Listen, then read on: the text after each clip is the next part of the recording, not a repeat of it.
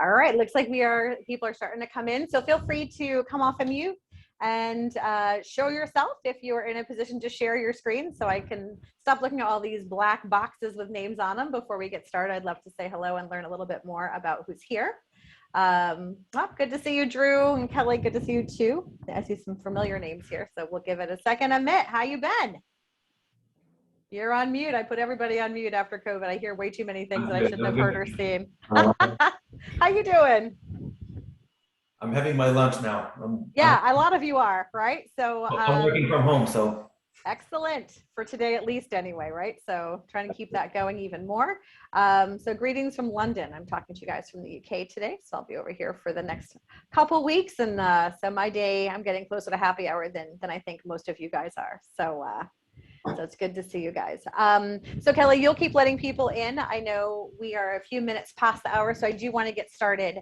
And that way we've got plenty of time for Q&A at the end. And again, as you guys have questions, just keep them to the side and we'll go ahead and answer them all as we wrap it up. But what I wanted to do is to talk through how you differentiate yourself in an environment where you know that you want to work remotely, right? All these companies are starting to call you back, which, let's face it, sucks. And so how do you get to that point where you get to have that rewarding career and the lifestyle that you got used to during COVID and still feel like you're a part of the team and all of those kind of things? And there's been a lot on this topic. And what I want to show you today is really talk through how to think about this. And then once you start to structure your thoughts about this, how do you stand out? And then towards the end, what are some of the traps to pay attention to? Because not all remote work is the same. Not all companies are the same in terms of how they're dealing with remote work. And so I want to give you a few of those lessons to keep an eye out for before you even get in there and you find out that it's too late. So I'm going to go ahead and share my screen and share some information with you. But again, if you've got questions, feel free to pop them in the chat and Kelly will keep an eye on that for me. And then we can go from there in terms of the presentation. So let me just share my screen and we'll be good to go. All right, so Kelly, can you give me a thumbs up? Are we good in terms of seeing the screen? Yep, are we good? Yes.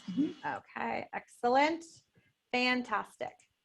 All right, so what I want to talk through is really, what do you need to know? We all know how to find a job, or else, unless you're fresh out of college, but how do you actually find a remote job that lights you up every day and that really gets you excited to do this on a regular basis?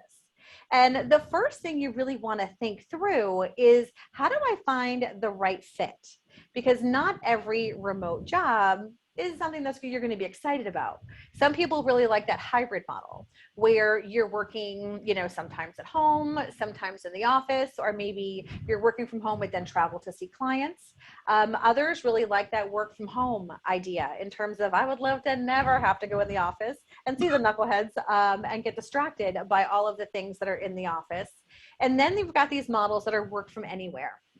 And there's a big difference between work from home and work from anywhere. So Kelly, Drew, and I are in that work for anywhere mode. We are sitting in Belize. Well, I'm actually in London right now, but we can really grab a laptop and work from anywhere that we want to be. However, not all companies are able or willing to do that. So, and towards the end, we'll talk about the things to worry about, but what you really should think about is what's best for you. Because this whole concept of the Great Resignation, this whole purpose behind the remote career revolution isn't just to get a work from home job. It's to start a career doing things that you love on your own terms, whatever those terms might be. And your definition of success, the things that you want for yourself are going to be different depending on who you're talking about. And so depending on where you are in your life. So you want to think about what is best for you. Do you like to hang out with other people that you work with? Or do you prefer to have more of a, solitary, I like to get my work done and walk my dog in the process and get some laundry done and do all that kind of fun stuff? Do you really want to travel the world and be able to sit in a cafe, whether it's in France or South Africa or anywhere in South America, and say, this is my thing? So really give it some thought in terms of how much organization do you need? What kind of tech do you need? We'll talk about that a little bit later. and what's most important for you before you start to even look for opportunities. Because if you want to work from anywhere and you start to talk to companies that only do the hybrid model, that's probably not going to be effective for you. So always put yourself first and make sure that you get really clear on which of these three models are most important.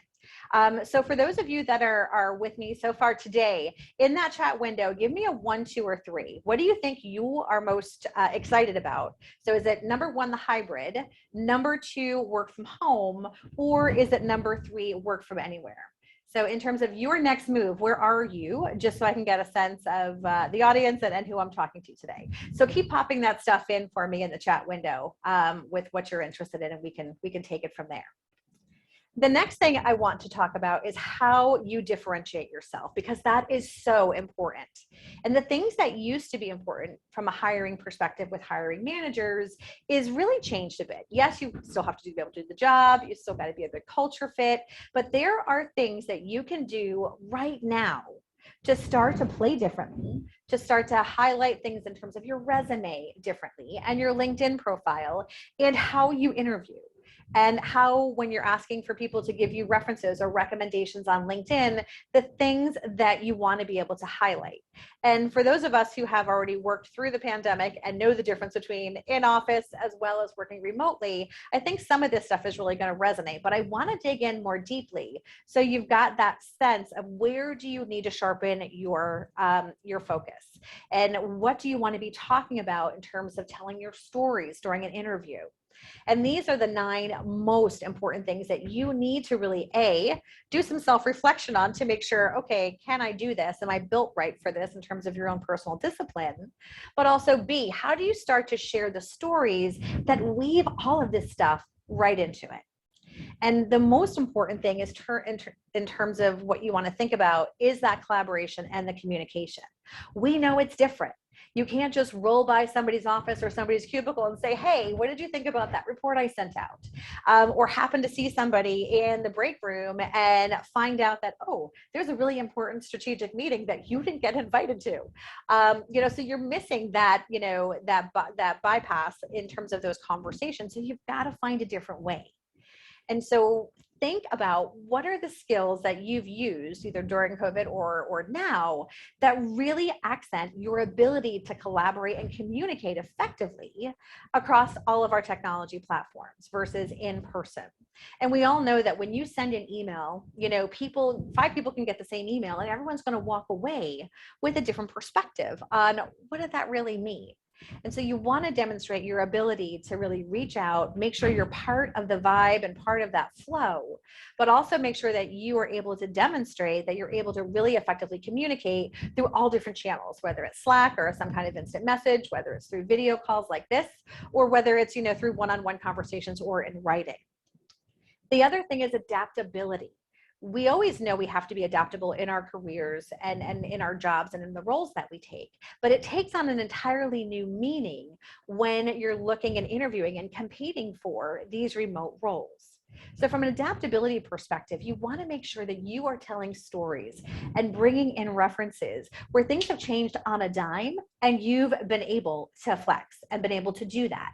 You want to talk about things where, things show up that you'd never expected and you're able to rally your teams or yourself to the finish line to get things done.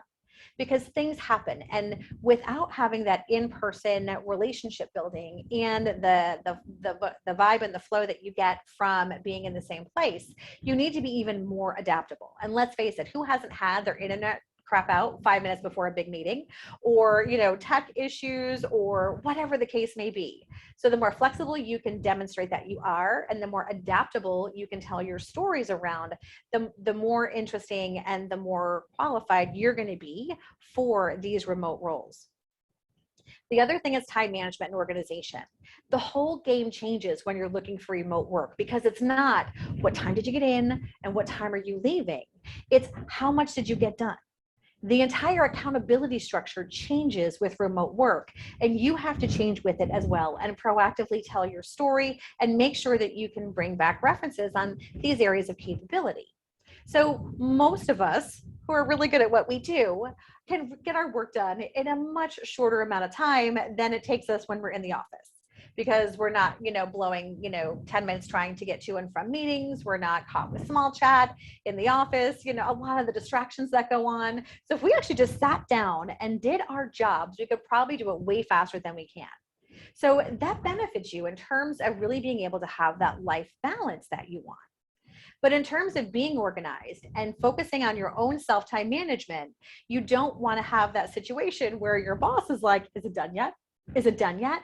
Because the less they see you, the more they assume it's not getting done. So you want to overcompensate in this area and make sure that you are checking in and that you're super organized and that you're able to get the things done, what you need to get done ahead of time, if not on time, depending on the workload and the demands.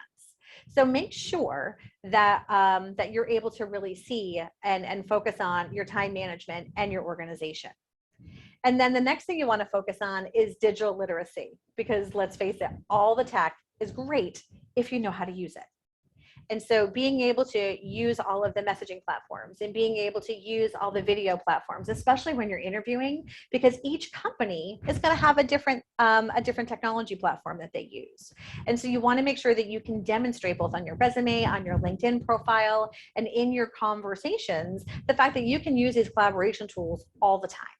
And so make sure that all of the things that you've used, you take credit for, and that everyone has that that confidence that you're really able to not worry about it. And you know your bandwidth, and you know what you've got, you know how to use all the technology, so that way you can get that job done in terms of shared drives and shared documentation, collaboration, and all of those other things. The other thing you want to focus on in terms of the top 9 is being self-motivated.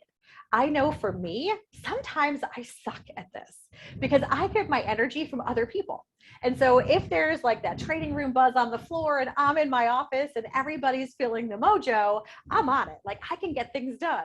But sometimes when I'm by myself and I'm feeling a little tired and I just had lunch, I'm ready for a nap. And so you want to make sure when you're thinking about it, am I ready for this? Do I want it? But make sure you can also demonstrate how self-motivated you are in being able to, set those milestones and keep going in terms of giving yourself that drive and those inputs that you need to really, really be successful. So that self-motivation thing is super important. The other thing is infrastructure. So technology, bandwidth, office. I don't know how many people I've interviewed for remote roles that interview with me on their couch. And now, while I'm all for being comfortable and do what you want to do, that leaves me with the impression that they didn't have an office to work from. And so you want to make sure that even if it's your dining room table, or if it's a, TV stand in front of a window, so you have proper lighting, that you have the infrastructure in place to be able to get the job done. Do you need a printer? Do you need these other devices? Like, what do you need based on your area of expertise to really get all these things done? And so make sure you've got fast enough internet so your screens don't keep freezing, that you've got all the tools and toys that you need. And in conversation, you want to talk about that and make sure that they've got the confidence that you do have the infrastructure, but also make sure that what they can see is that, oh yeah, this person's talking to me from an office. So clearly they've already got their setup that they need. The other thing is independence. We don't have the luxury of being able to go to somebody's cube and say, hey, can you help me with this? Or, just the ability to bring somebody into a conference room and necessarily brainstorm at the drop of a hat to be able to get things done. So you want to highlight your ability to be independent with the things that you do, but also be independent in terms of solving problems, in terms of being proactive and thinking about more strategic ways to get things done. You want to be independent in how you collaborate with other people and how you bring groups together. And as we talk about bringing groups together, cross-cultural literacy and emotional intelligence has never been more important than when you are working in a virtual environment. Being able to understand and take cues over cultural differences and preferences, and being able to have that ability to really read the room when you're not in the room. And so how do you do that? How do you make sure that A, you're good at it, but B, you can tell stories about times where it was a distributed team, no one was raising a red flag, but those spidey senses kicked in and you knew that there was something going on, and that gave you the opportunity to really come to the forefront and bring an issue to closure. So think about how can you demonstrate your ability for, being, very, very culturally aware and having that high degree of emotional intelligence, which is even more important than, than it is when you're in person. You can kind of read that body language. And then the last thing is focus.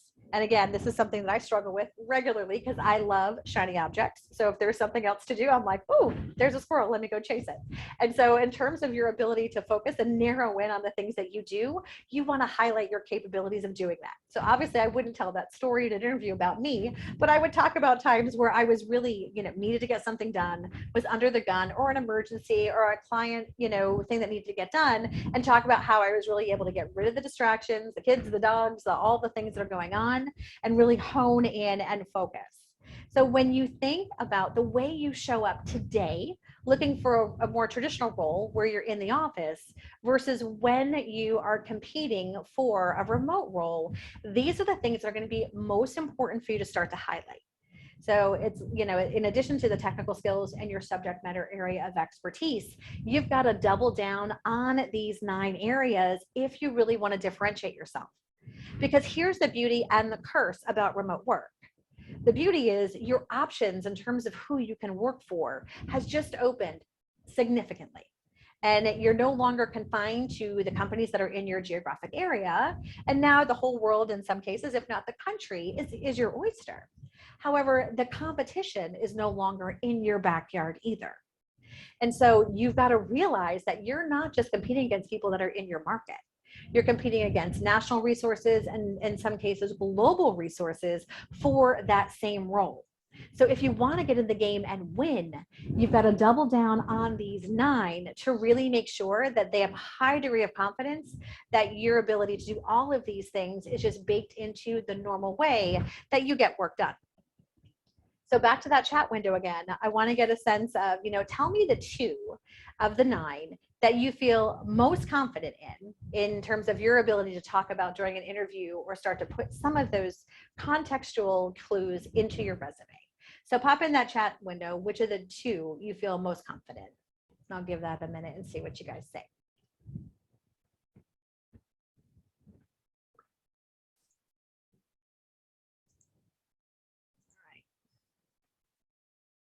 All right, so those answers start coming in. I'm sure Kelly will keep an eye on that for me.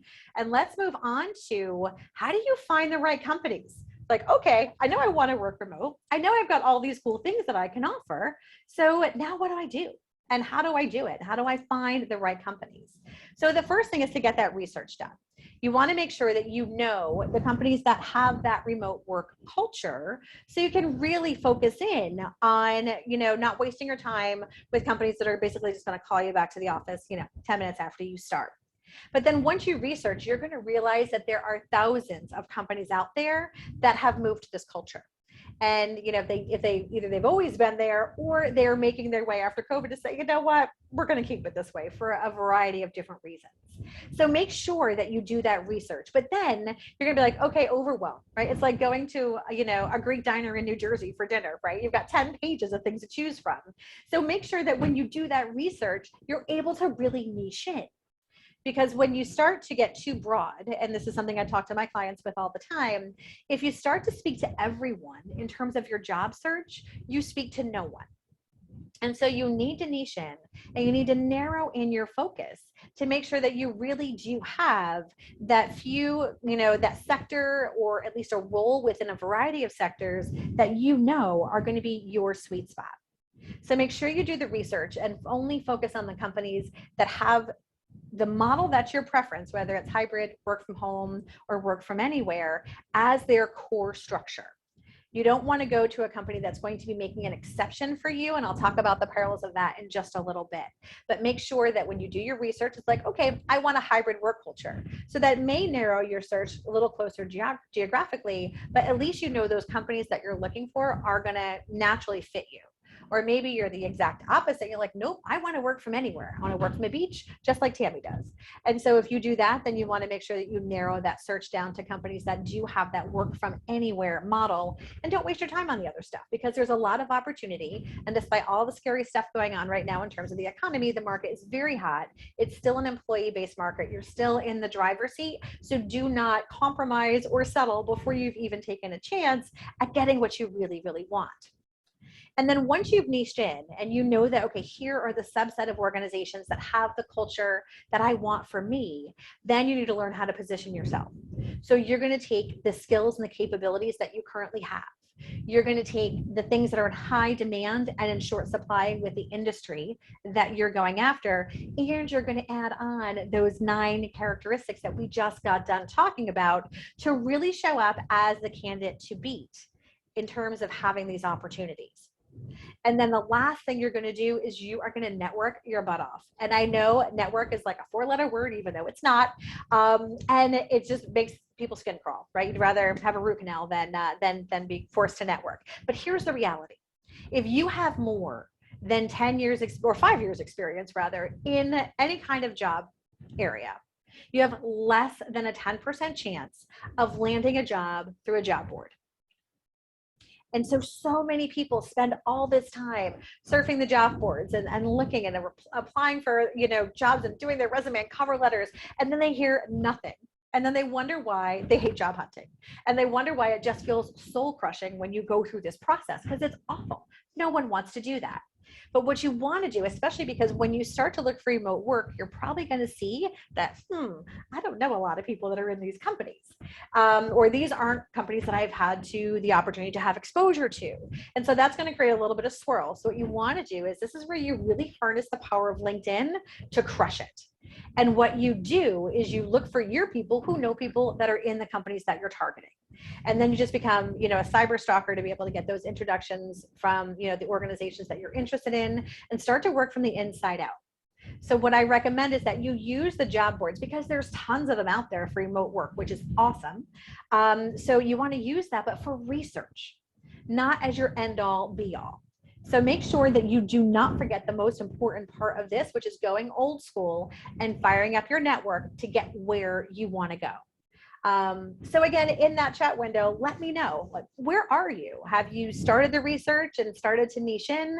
Are you ready to network? So let me know where you are in this 4-step process to really make sure that you've identified the right companies. And of course, saying that you haven't started yet is perfectly fine as well, which is, I think why some of you may be here. So share with me where you are in this process as I start to talk through some other things that you're going to want to consider. So here are some massive traps that I do not want to see you fall into. And I suspect we'll talk a lot about this when we move into Q&A in just a few minutes.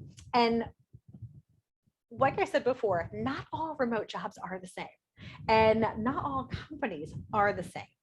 And so when you think about the organization, you want to make sure that they fit you. Because when they don't, I think we've all been in situations where the company didn't fit. It's a disaster. So why start out behind the curve? Look for a perfect fit and then compromise from there, versus starting to say, oh, I'll compromise and then we'll see where we go. And the very first thing I want to start with is actually the business model. If the organization that you're working for does not have everybody in that same business model, or if they're making an exception for you, run, don't walk, because it will not work. The market's hot. Companies are going to say whatever they need to get you in. But let's say you want to work from anywhere model, and everybody else is in a hybrid model. Now, all of a sudden, everybody's getting FaceTime except you. All of a sudden, people are in the loop on things except you. And when you're in a situation where everybody's in work from anywhere, so you've got, people strewn up all over the place, now everyone's on the same playing field. So the collaboration tools are better. The way they share information is different and more inclusive. You're not the one sitting on the TV screen with everybody else in a conference room trying to get a word in edgewise in a meeting. So that's why when we talked about initially, when you try and figure out what are those out of those three models, what's your optimal solution, make sure the companies that you're narrowing down to are in that exact same spot that you want to be in. If not, it's going to be really, really hard to, start to, get onboarded, start to build relationships, start to build a name for yourself, and really feel like you're in the ebb and flow of the organization. So I think the most important thing you want to make sure is that the companies that you're looking at have that same business model that you want for everyone. All right, so that's number one. Number two is oversight. So does the organization, and these are questions you're going to ask during the interview and during your networking conversations, but does the organization like monitor as their main way, or are they an accountability culture? Because so many companies right now, which is driving me nuts, are putting these tracking apps on everybody's computer. So like the minute you log on, all of a sudden you're working. And then you walk away for a cup of coffee. Oh, it notices that you're not working. Like God forbid we take a walk and think about something before we start working again. So make sure that you really understand the culture. Are they a monitoring culture, which means they don't get the concept of remote work to begin with? Or are they an accountability culture? And what I mean by accountability culture is I don't care where you are. I don't care when you get it done. Just this is the stuff that we're expecting from you, that we need from you from a contribution perspective. And we trust that you'll get it done when you say you will. And if not, that you'll reach out and ask for help or find a way forward. And so it's really important to make sure that you understand what kind of culture, because a lot of companies like, oh, we're fully remote. And by the way, we track your every damn move on on your computer, which is not, that shows a leadership deficit. We'll talk about leadership in just a minute. So just make sure that you're really aware of how they manage and define success and your contributions. The next thing is track record. How long has each company been doing this? And I'm not saying that people that are newer to the game are not good at it, but companies that have decided they were, brick and mortar, everybody show up before COVID, right? COVID happened. So obviously we're all working from home for 18 months. And then they've decided to keep that model, versus companies who started that way in the beginning or have been doing it for, 10, 15, 20 years. So think about how long the company has been in this particular business model or in how and what their track record has been. And you want to know this for two reasons. One, it's going to give you an indication on how mature their processes are and, how fast they can onboard, the collaboration tools that they use, the actual culture of the people in terms of getting, already in that vibe of being able to be successful when you're in a distributed environment, or are they still working out the kinks? And, are there still some like everybody's in the office processes, that they're trying to stand and layer on top of everyone being remote.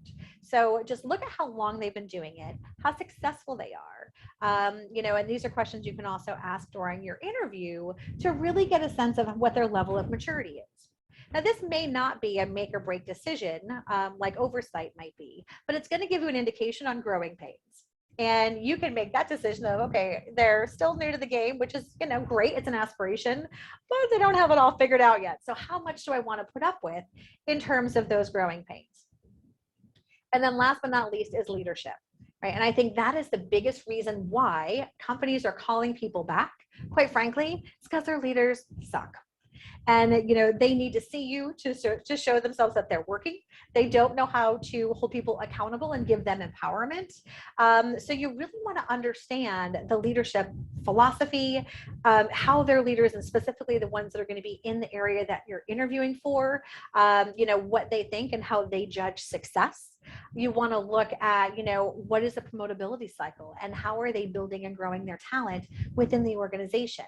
What's their turnover rate and, where are they growing? Are they shrinking? Are they, staying in place in terms of the company trajectory? But a lot of times, companies have leaders that don't know how to lead in a remote or hybrid environment that are still in role, and they're not giving them any resources to help change their leadership style.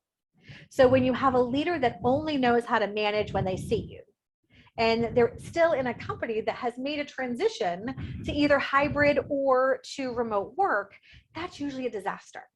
because then the micromanagement kicks in and it drives everybody crazy. So in that chat window, put a yes or no if you've ever been a victim of, working for a micromanager. We all know, I think, how painful this can be.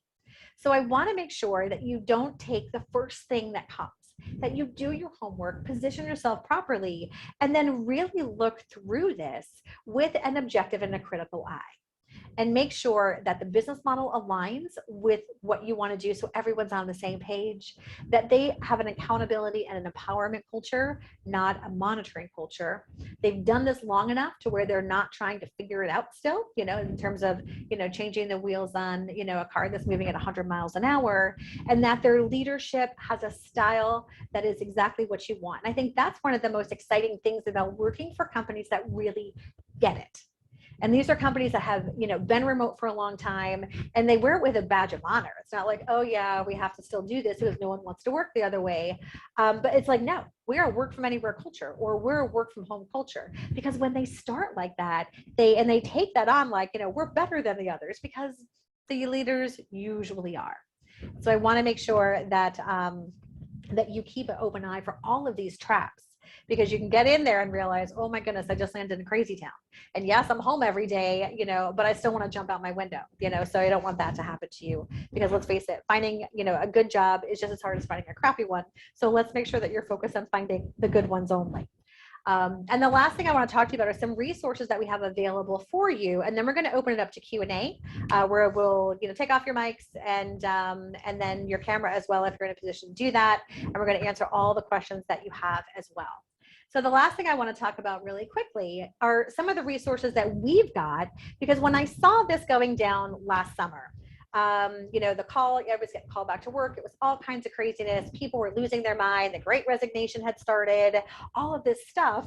I'm like, oh, we need to support our clients this way. So we created the Remote Career Revolution. And that was really giving people all the resources that they needed to be in control. And then Omicron hit in the summer. Everybody got to stay home, and so nobody cared anymore. So now that people are starting to sit in traffic and all of this stuff is coming back again, it's time to bring this back out. And so what I want you to know is, I'm offering everyone who's attending today a complimentary consulting or a consultation. So if you book that within the next, 24 hours, I'm also going to send you the top 5 job posting sites for senior leaders, mid to senior level leaders that are in that remote work culture. So I'll have that for you, and Kelly will put up a link during the Q&A on how you can get the complimentary session scheduled. But we've also got 175 companies that you're going to want to dig into.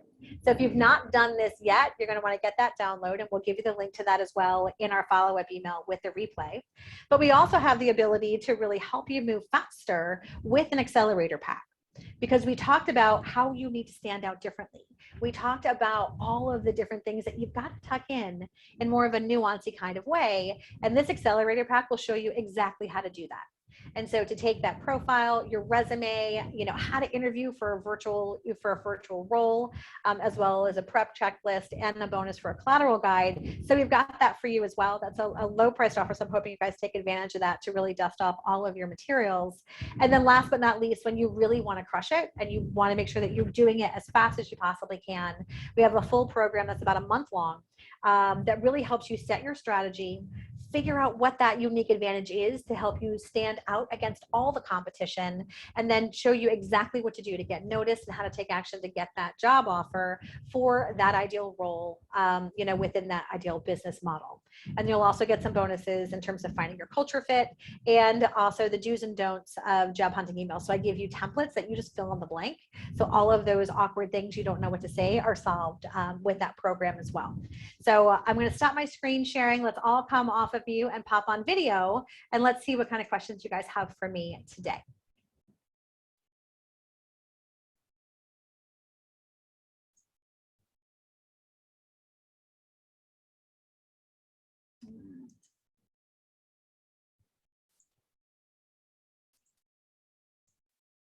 All right, who wants to kick us off? Any questions so far?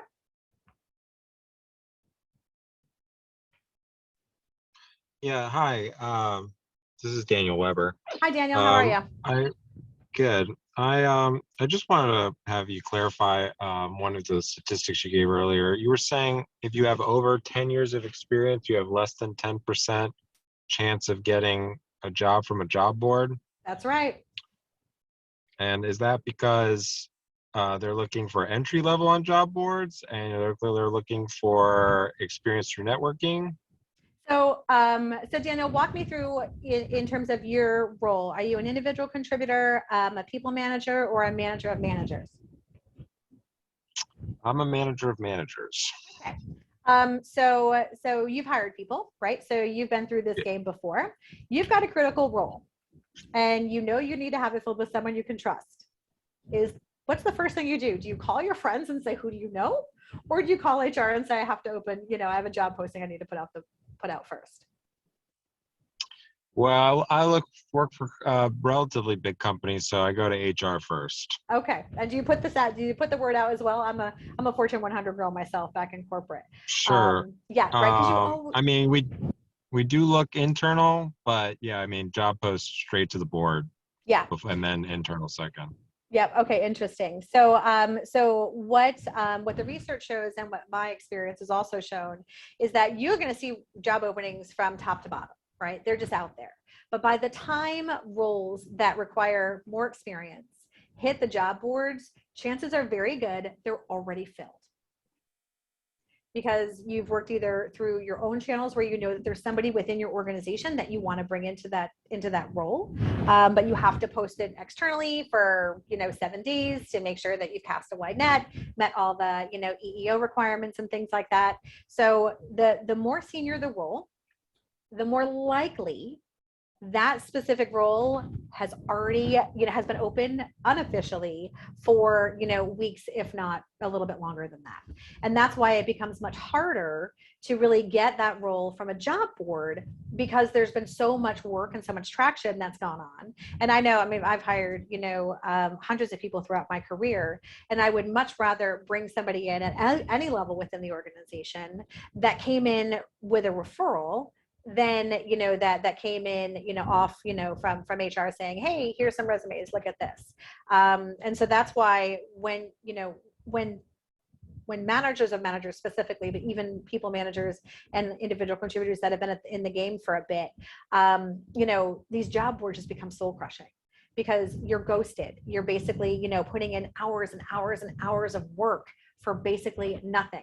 Because if you can survive the ATS systems, right, that are just screened to pull you out of the game, not get you in. So first of all, you've got to run the ATS gauntlet and play buzzword bingo with their keywords. If you make it that far, then you've got to get a junior recruiter who is completely overworked, hoping that they're looking at 500 resumes at a clip to pick yours when they have 10 to submit.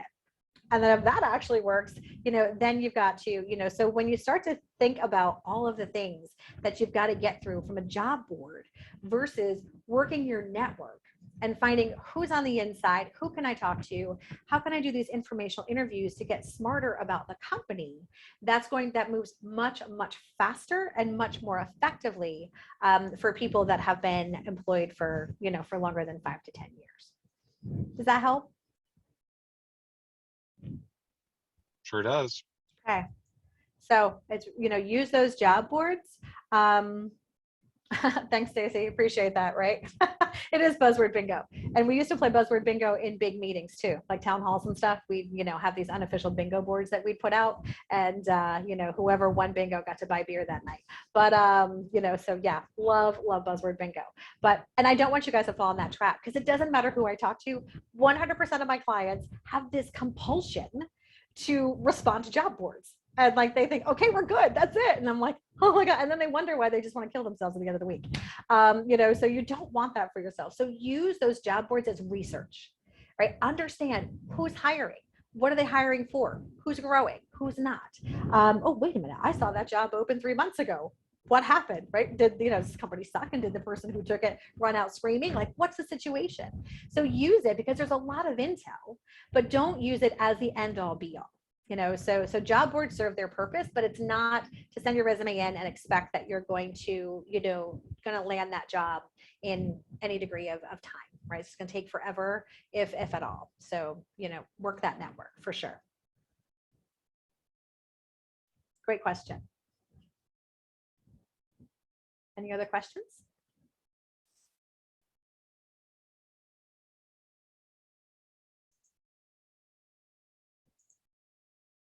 So if no questions, who wants to share where they are on their journey and what got you excited about being here today?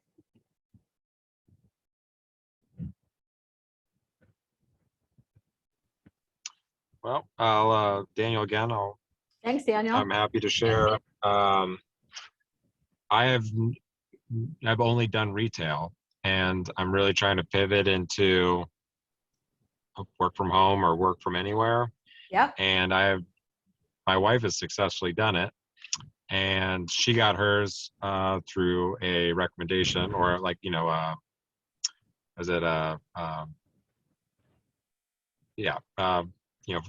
someone that worked with the company recommended her, and that's how she got in. Right.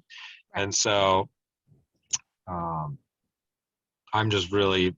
don't really have an idea on which way to go and how to, what I even want to do. And when I search hybrid and when I search remote, I'm pretty much just given exactly what I'm already doing on these like LinkedIn. And it's like, that's not very helpful. Yeah, I don't like this trying at to all. figure out Yeah. where these, it seems like I'm trying to figure out where these invisible jobs are that, it's a employee market. And yet I don't feel like I only have 5 job options to choose from. Yeah, absolutely. So do me a favor and absolutely schedule that consultation. It's free, but one of my superpowers is helping people pivot into new industries that they haven't worked in before. So I'm pretty sure, especially given that you're a manager of managers, that we can dissect some really core capabilities that you have and probably aren't even giving yourself credit for. And that way, when you start to change how you look at what you're looking for, those options are going to really open up for you even more. So, so I know Kelly popped that into the chat window, but there'll also be a follow-up email with all the links and stuff like that. So but make sure you do that, because I'd love to talk to you more about that offline and help you get out of that hamster wheel of I'm only seeing the stuff I've already been doing, because there's a better way out there for sure. You've got a quiet audience. I don't know if people are multitasking while they're at work in the office, and so you can't also ask those questions. But if you've got questions that you can't say out loud, feel free to pop in the chat window too. So I just want to make sure that we've got all the questions answered that you may have while we have our time together today.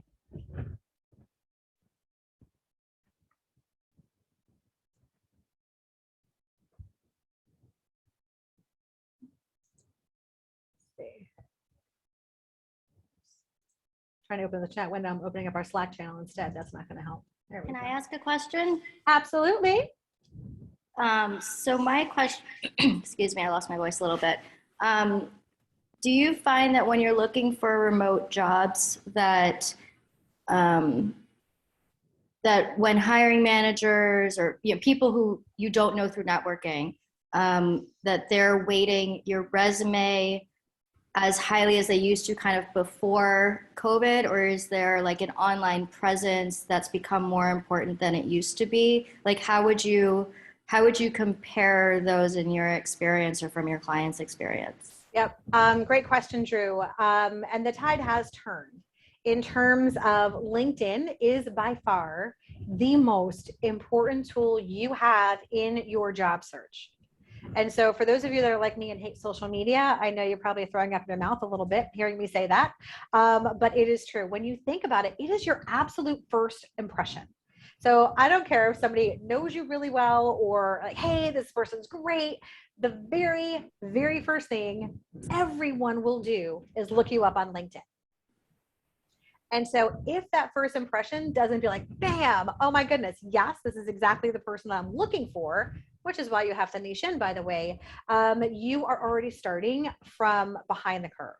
So it's hard enough to get somebody to walk you or, talk you up in terms of somebody or be that internal promoter, but then don't undo all of their good work by having a LinkedIn profile that you've left for dead. So you want to make sure, that you've got that big banner, you've got all of the things that are just in high demand and in short supply for your industry and for the roles that you're looking for. So that way you're already there saying, yes, this person gets me and I can't wait to talk to them. And so you really, a lot of people just, think LinkedIn is a nice to have, but that's completely changed in that they won't even send that email or that message, or even ask for your resume if that LinkedIn profile doesn't just, it's your handshake. And so do you want it to be a strong, assertive, hey, I can't wait to see you? Or do you want it to be that limp, no eye contact and just, hey, great, can't wait to have a conversation. So yeah, the tide is turned. LinkedIn is where it's all at. And then obviously the resume has to match, and not word for word, but just, contextually match to kind of back that up with more detail. The other thing I would recommend for many of you is to make sure that you've got a really good bio. And a lot of people are like, I don't need a bio. I'm not a speaker. I don't end up on a website. But here's what happens. When you're networking and you're doing things right in terms of you go to the job boards, you do your research, you're working your way through your network to have these conversations, the people that you talk to are going to be like, send me your resume. Right. And the next thing you say is, well, no one wants to read a resume. They're long and boring. Let me send you my bio instead. Because when you send a resume, you do want to tailor it to the role. But if they're shopping your resume around, they're like, oh, this doesn't match what I'm looking for. So of course you're not going to match, and you're shooting yourself in the foot before you even have a chance to get, a conversation started. When you have a bio, a short one page, basically just commercial for you and all the things that you're about, like then they can shop that around. Where they can say, oh, that's kind of cool. I like that person's background. I like their hobbies. I like where they went to school. I like all of those things. And so when you're networking and someone asks you for that resume, send them your bio and say, if you have an opportunity to look for, happy to send you my resume. But until then, just use this. And it works all the time in terms of being able to use that bio as your networking tool instead of your resume. So something else to think about in terms of how things are changing and different ways, to be able to promote yourself and to show up differently as well. The other tip I'd like to give for people who are willing to be creative, I've seen a few people say yes. I haven't seen anybody actually have the nerve to do it yet, is to also record a video introduction. And so from that perspective, it's just a short 2-minute, I'm Tammy. I'm so glad you're checking this video out. Let me give you a quick rundown on who I am and why we should talk. And then you hit it, right? Your elevator pitch, and you hit it because then you can pop that on YouTube. You can set it to private so no one else can see it, but you include that in your email links. You include that in your LinkedIn Messenger and in your bio, because there's something about video that just obviously makes you come to life versus just being on a piece of paper. So if you really want to stand out and get creative, and you can take a million takes, no one's going to know. But just, that's another way to stand out and get really creative in terms of your messaging and bringing some of your more unique attributes to the forefront without having to put another paragraph on the page. So just something else to think about as well. Any other questions or comments? Do we have anything in the chat? Kelly, I haven't looked yet. Let me see. I think we're good. Yep. Okay. All right. So as we are starting to wrap up, just do me a favor and give me a, we'll also ask you to do this in your feedback, but just give me a 1 to 5 on how helpful this was, in terms of 5 being, yep, this is absolutely what I needed, and 1 being, nope, knew all this already. So just give me a 1 to 5 and let me know where we are with this. And then also what you guys will get is you'll have the opportunity, we're going to send you a follow-up email tomorrow, and then you'll get a recording for the playback on this. You'll also get the links to the top 175 companies, also the link to the accelerator pack if you know your direction and where you want to go, and then also links to the program if you want to go a little bit deeper. But either way, make sure you book your time with me in terms of that conversation that we can have. 30 minutes does a lot just to help, you get some professional advice on where to go, and then you may be able to take it and run from there. Or if you need more support, we're certainly here to help you as well. But if there's anything else we can do to support you, let us know. Shoot me an email if you've got questions after the fact. But hopefully we'll see you guys in the Career Winner Circle. And thanks very much for joining us today.